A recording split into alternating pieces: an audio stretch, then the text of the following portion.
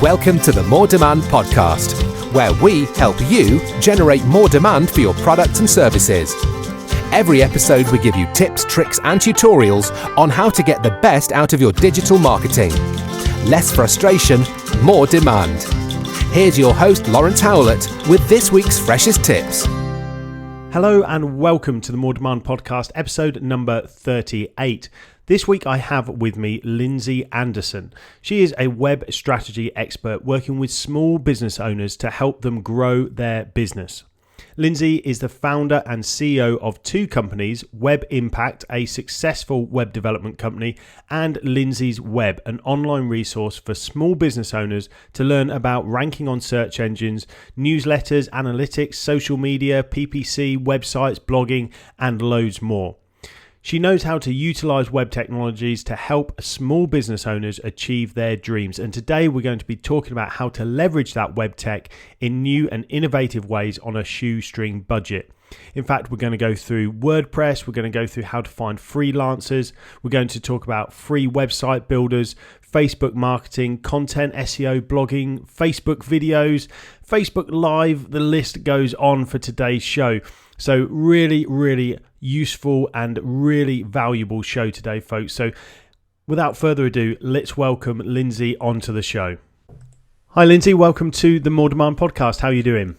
Very well, Lawrence. Thanks for having me on today. Yeah, absolute pleasure. And thank you for coming in very last minute. Really appreciate you jumping on the call. So we're going to talk today about leveraging web tech in new and innovative ways on a shoestring budget. And I know that's a lot of what resonates with my audience. You know, maybe they're just starting out, getting started with their business, and it's a really exciting time. But the budget, you know, they're not Facebook or anyone like that. They haven't got multi-million pounds to spend on attracting people into their business.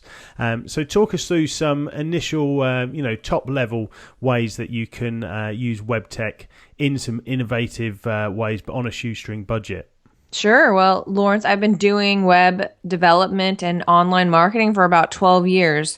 So back in the day when I first started, things were really expensive because you didn't have the WordPresses and the WYSIWYG editors and all these awesome pieces of software that allow you to build some really powerful websites and landing pages and lead generation systems for pretty inexpensively. So back in the day when somebody wanted a website, you're sitting there hand coding HTML and CSS and tables and stuff like that. And it would take a really long time. So jump forward today. I mean, what I recommend to most new clients who are hopping online and wanting to systemize their business is definitely getting into a WordPress website. WordPress is free. There's tons of free templates that look really good that you can install. And the best thing about WordPress, of course, is that it comes with hundreds and hundreds of inexpensive or free plugins. So for example, I'm creating a website right now for a client who wants a calendaring system. Essentially, people can, she's from Pittsburgh. And so USA, Pittsburgh.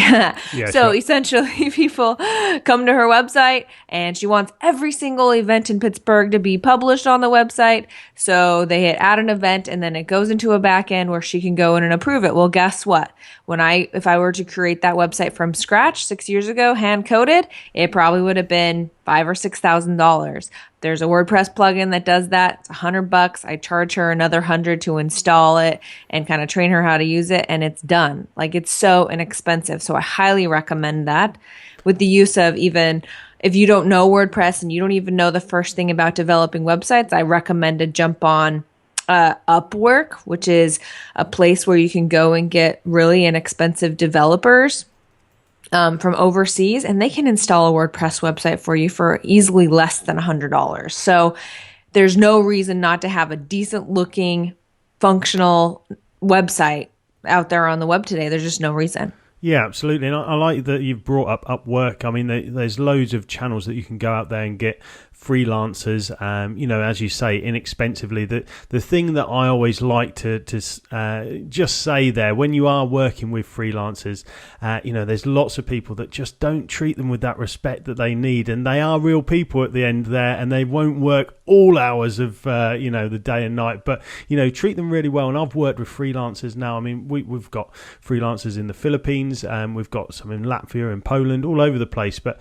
when you treat them with a bit of respect and remunerate them well, they really do look after you, and it's well worth that. And Upwork is a fantastic platform to go and find and procure those sort of freelancers, especially in the WordPress realm, as you say. Yeah, I mean, definitely, like you're hiring anyone from anywhere. There's people out there that say they're more skilled than they are. So you go through a vetting process, but you can find excellently skilled, inexpensive labor out there. And I really like that you brought up the respect thing, because that's really important. And when you're sitting there talking to someone on Skype, it's really easy. Like all social media, it's easy to not put a face with the name, right? So, absolutely. But yeah, you can find excellent people overseas, and a lot of people have misgivings about that.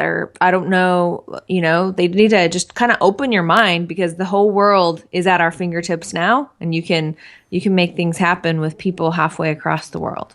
Yeah, absolutely. And, there's a couple of great books by 37 Signals that I always recommend to go and have a read, and Rework and Remote are the two that are worth a read in that sort of area as well, and dealing with remote teams and rethinking the startup business model, the shoestring budget, model that we're talking about here. So obviously the first thing that we've talked about is trying to get that initial web presence up and running. But I suppose before that, you have to have an idea of what you want to put on your website to start off with. Yes. So, that's funny that you say that, because that's where a lot of my clients, we run into a roadblock, that essentially it's super easy to get a WordPress website installed and looking pretty with some nice stock photos. And then it all comes down to content, which is actually going to be like the most important thing. And that's how you're actually going to bring people to your website through SEO. I know you had Rand on, so you guys can listen to that episode, but content is so important. Blogging is so important. Not only that, when people come to your website, you have to have the verbiage on there.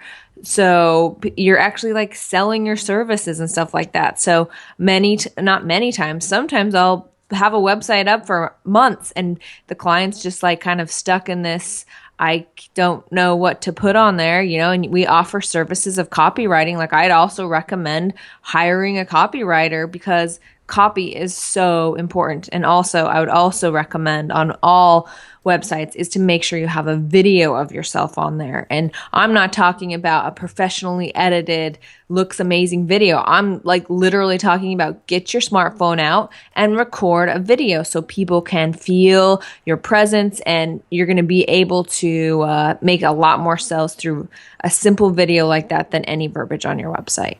Oh, that's a really good idea. The video of yourself, but I suppose that the stumbling block initially is people go, oh, I don't want to be in front of the camera, and I don't know what I'm even going to talk about. What have I got to say? Well, actually, everyone's got a really, really good story to tell. And it's that, use a few scripts. There's tons of tutorials out there of how to start a video interview, how to ask yourself the questions and answer them within the video as well. But essentially, it's not the thing that people get stuck on with videos is always thinking, right, I've got to sell straight away on the video. Actually, you're more likely just going to ask a few key questions that gets that person thinking, and then they're going to contact you to discuss it in more detail, I guess.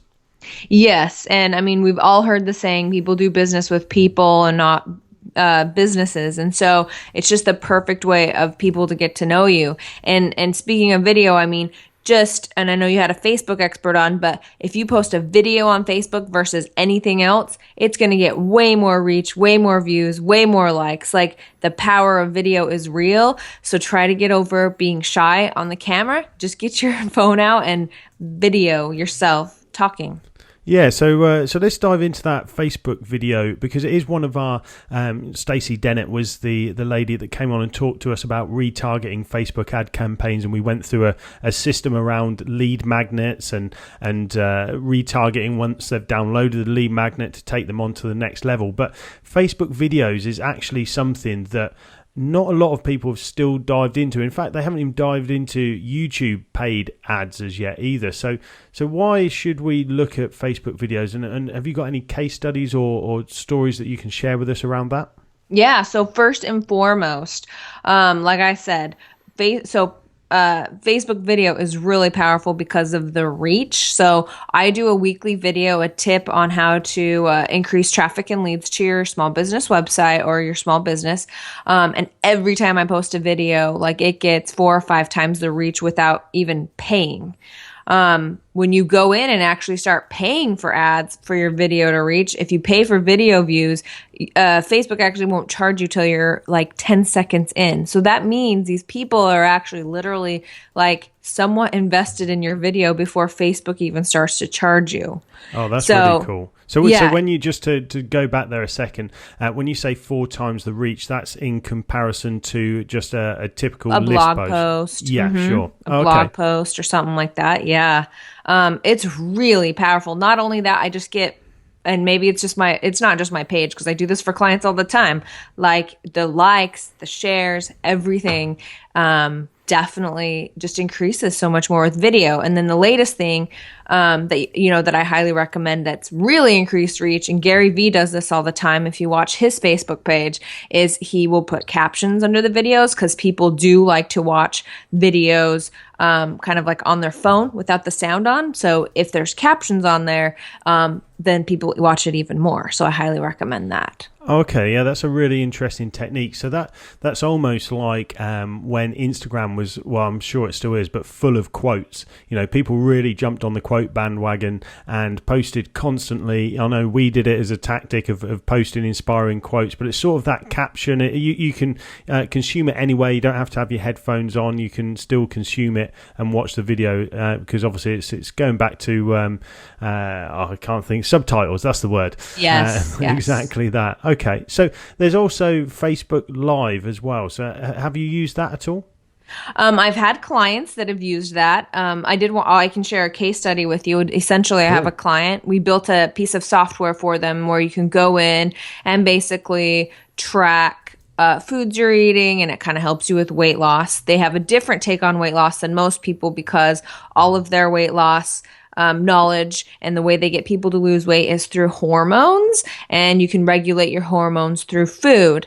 And so we did a ton of online marketing for them to drive people to this software. So first and foremost, we did Facebook Live. So we did exercise videos. We did cooking videos. And when you do Facebook Live, the cool thing is you, as I've said in this interview, you want to do video anyway. So you may as well do it on Facebook Live and get what audience you can. And then there'll be a copy of it that you can just use anyway. So you may as well hit 2 birds with 1 stone and do both.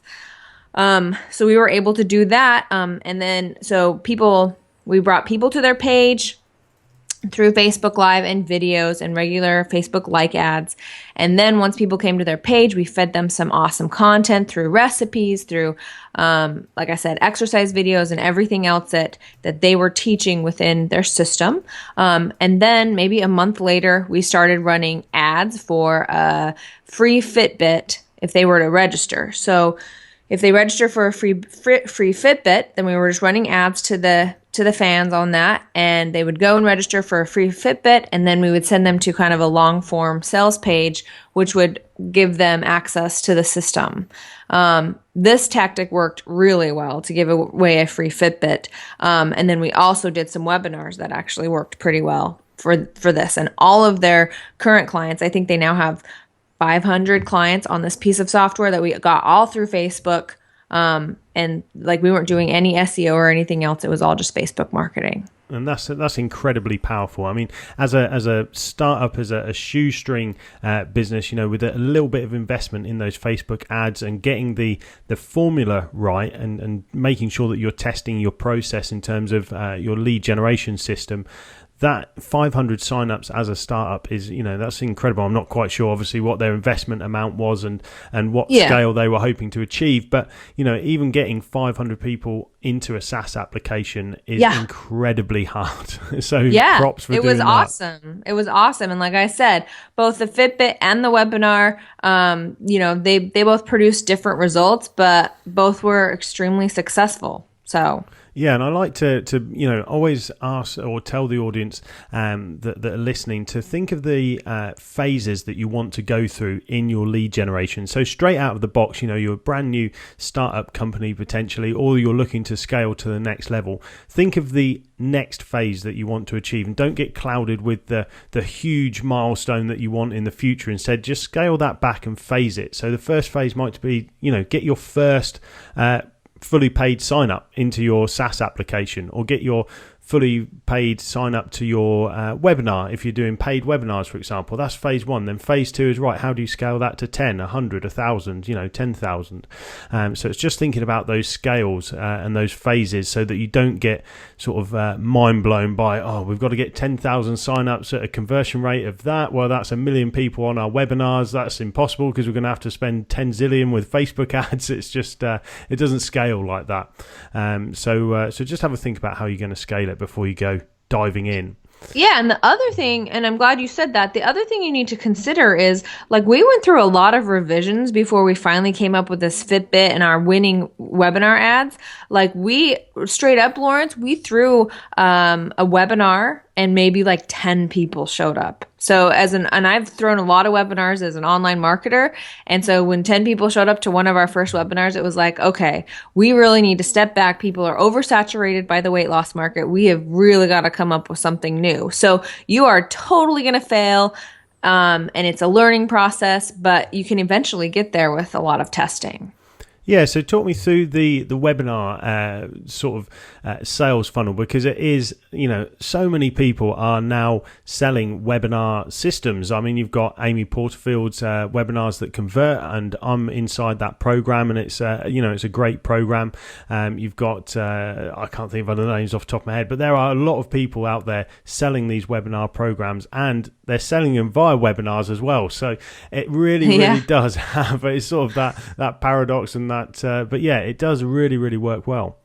It does. So I usually follow Lewis Howe's system, and I'm sure his is pretty similar to Amy Porterfield. But essentially, you want to get on a webinar, you want to be yourself, you want to act like there's a lot of excitement behind that. Then you want to teach, and give. And that's what online social media and all this content that I keep talking about is all about. You want to keep giving. You want to give your secrets. You want to give your best stuff. And people will eventually trust you and then come to you. So don't throw a webinar and just sell. Warn them up front that you are going to sell at the end of it, but you literally have to provide some amazing information during the webinar. So for this particular weight loss one, we gave them tons of examples of how hormones can, how you can regulate your hormones through food. We gave them tons of examples. At the end, we gave them a free diet plan even, which is like pretty much what the SaaS application is selling.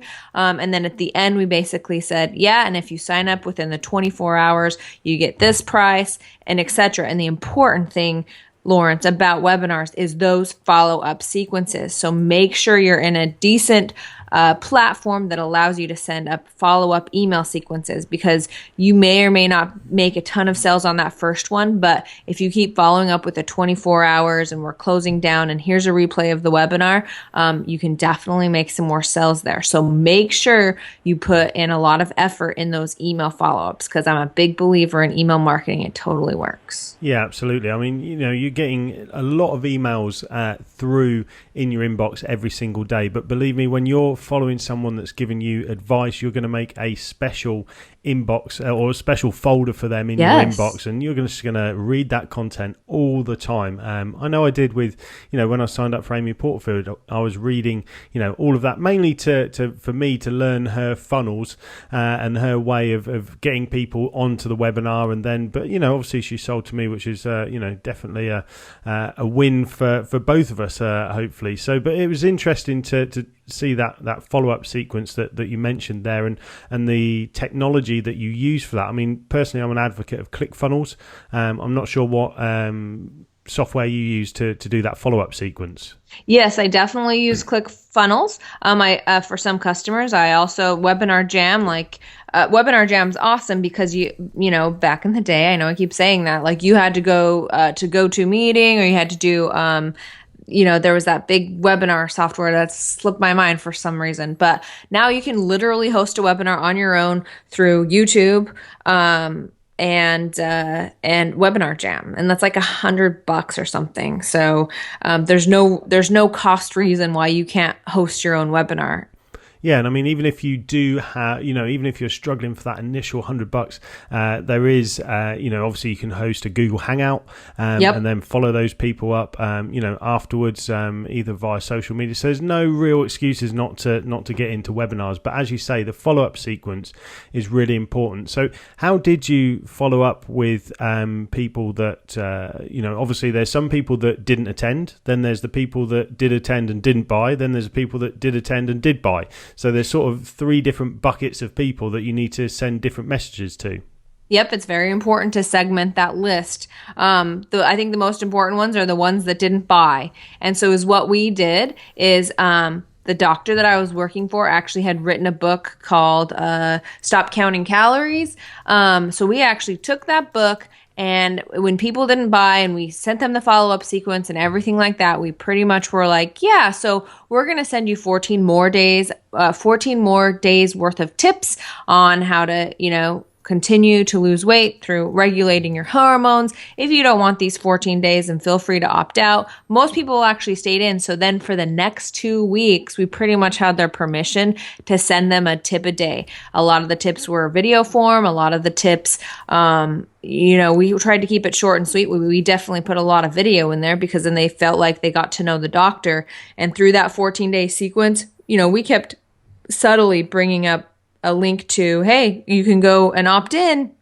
If you opt in by the end of the month, then you get the special pricing. It's not quite as special as what it was on the webinar, but it's still pretty special. And like I said, we were emailing them every day. People were not unsubscribing. People were reading our tips. Eventually, they came to trust us. Part of those emails were we would subtly stick in testimonials. Hey, just wanted to let you know I got an email from Deborah, and she said that she's lost 20 pounds. She's never been able to lose weight before, et cetera, et cetera, et cetera. So you kind of subtly put in testimonials and how awesome you are while teaching.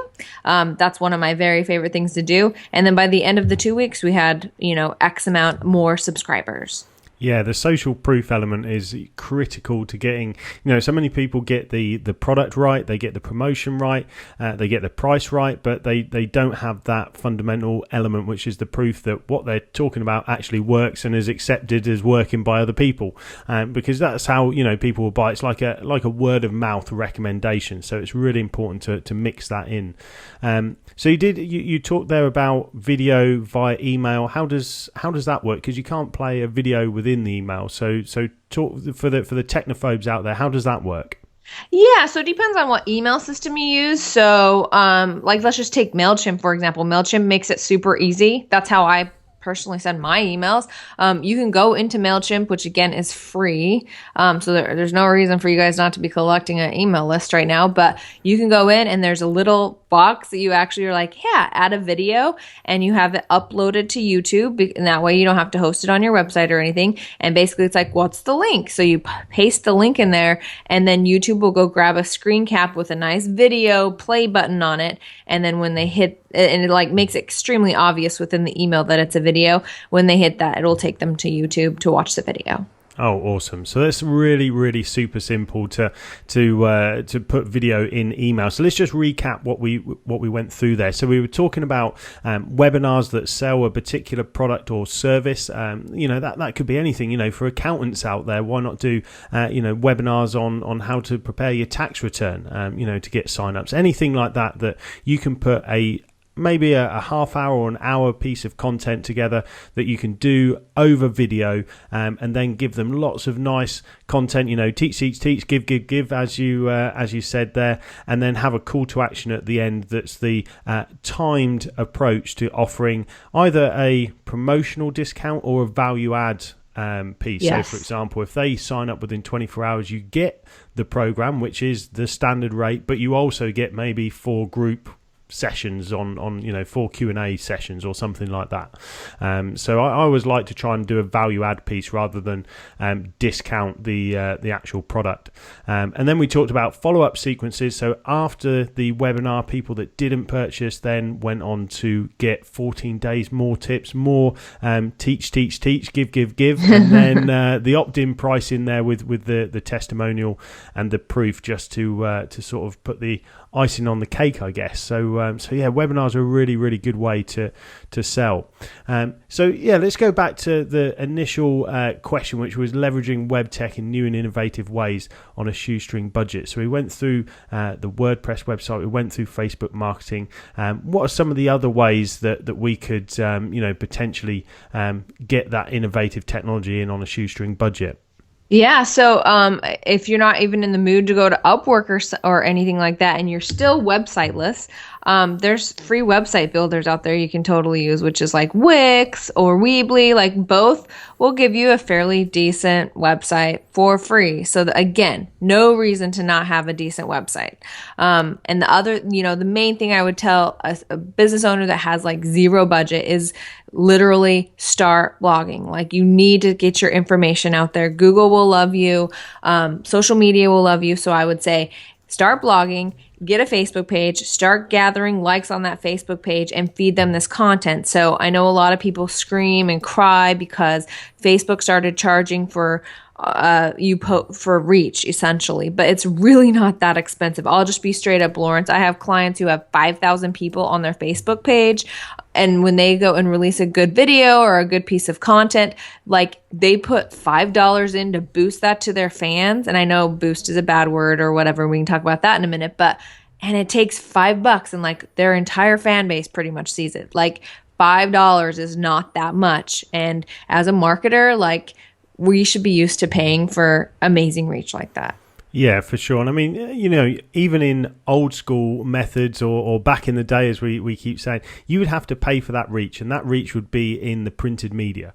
So there is no difference now to paying through Facebook. In fact, it is just more and more targeted. You know exactly it's who so you're much pushing better. to. Yeah. So why would you not pay a less amount for that than just going, okay, I'm going to do a magazine advert in the Horse and Hound, and having a guess that they might buy your product. Here you can actually track how many people are viewing that ad, how many people are clicking through, how many people are watching the video, what the engagement's like, so you can start to test all of these different, even your blogging, as you mentioned, when you start blogging and you post these posts onto Facebook and then you boost them, bad word, we'll talk about that in a minute, as you said, but you can then say, well, what's getting the most response? Is it that blog post or that one? Okay, people are more interested in this topic than that.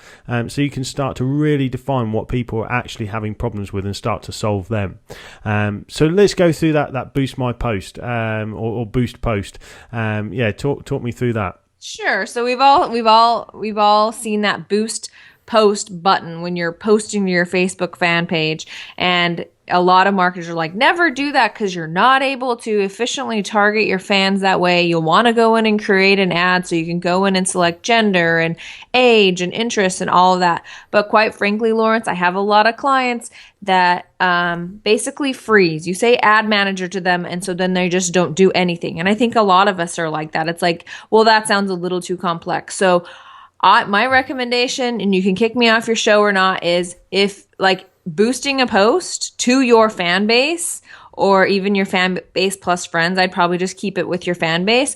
Like, those fans came to you and they're fairly targeted anyway because they like your page and you somehow brought them there. So it's okay to boost a post, especially if you're only spending $3 or $4 or $5, and it's way better than not doing anything. So hit that boost post button. Stop listening to people saying it's the worst thing in the world. Sure, if you're going to spend a few $100s, don't hit boost post. You'll want to go create decent ads for those, but just it's a way to easily get your content out to your fan base so people are seeing your face. They may not read your article, they may not pop over to your website, but we want them to see your name in their Facebook feed like every day, 3 times a week. Yeah, Top absolutely. of mind. Marketing 101. Yeah, that was what I was then going to say. Front of mind, that is a brilliant play for that. And definitely, just spending those few dollars to your existing fan base, that's going to work pretty well until you're sort of up to the 50,000 fans, 100,000 fans, where you then want to segment that audience. But when you're talking about 500 for a local business, just boost it. Let me give you an example. I have a client in a small town called Lava Hot Springs, Idaho. I know you've never heard of that, but it's this little diamond in the rough town that has all these hot springs and stuff like that. So she came to me, hey, Lindsay, let's do some Facebook. So we ran a likes campaign for all the people within a 25-mile radius of Lava Hot Springs. And I kid you not, so she hadn't had any Facebook presence at all. And so we ran that fan base, and now she'll post specials, she'll post pictures, she'll post all this. It's a little bed and breakfast there in Lava Hot Springs. And the first time we did that, we posted a Valentine's Day special. Hey, you can come in and get a massage with your sweetie with a free dinner and a free bed and basically stay the night. All she had to do was put that on her page to these targeted fans that I had already gotten her. I think there was 1,000 fans on there. And then she hit the boost post button. She called and said, okay, you got to turn that off. I'm completely booked. Like, oh, wow. yeah. And I was like, I'm pretty magical there. But it just, like, she just was able to draw on those people that already knew about Lava Hot Springs and were looking for a special. Like, this is a true story. Yeah, absolutely. And it's really, really impressive that, just with, it doesn't need massive numbers. So many people think, oh, vanity metrics, I need 10,000 fans, I need 100. Stop. Yeah, exactly. You don't need that many. When you actually break it down into how many people are interacting with your business today, right now, to do what you are in terms of turnover, think about that. So if you've got 100 customers, okay, that's all you need. If you want to double your entire company, you only need 200 customers.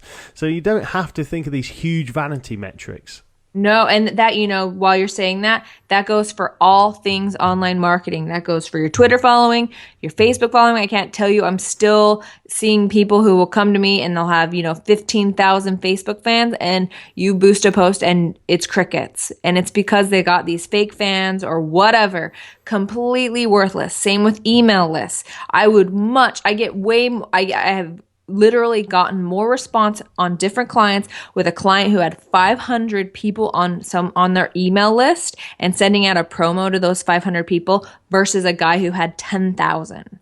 Yeah, I kid you not. Like, it does not matter. It's all about quantity. I don't care about the rest. Yeah, exactly. I mean, quality. Oops, quality. Oh, yeah, for sure. And programs like, get your first 10,000 subscribers. I'm always a little bit skeptical because I think, well, so what? I've got 10,000, now what? What do those 10,000 actually do and mean for my business? Exactly. So I'd rather have 10 on there that really want to do business with me, for sure. And that's also the only way this boost post thing that you and I, Lawrence, have been talking about. You cannot boost post if you have ever bought fake fans or if your fans came from somewhere else. Like, boost post only works if you have legit fans. That's a really, really, really good point. So there we go. I think what we'll do there is wrap the show up because we've covered a load of ground today, from free website builders like Wix and Weebly to how to do webinars with sequence follow-ups and how to do Facebook Live video ads. There's been a ton of value in there. So Lindsay, thank you very much for that. My pleasure. So just before we go, how can people connect with you further and maybe reach out if they want to talk to you about Facebook ads or getting their first website set up? Yep. The very best place to find me is at oneclicklindsay.com, oneclicklindsay.com. That's where I blog, do videos. You'll find everything about me. Awesome. Well, thank you very much for being on the More Demand podcast. I really appreciate it. My pleasure. And that's it for another week. I'll make sure to see you next Wednesday. Thanks for listening to the More Demand podcast.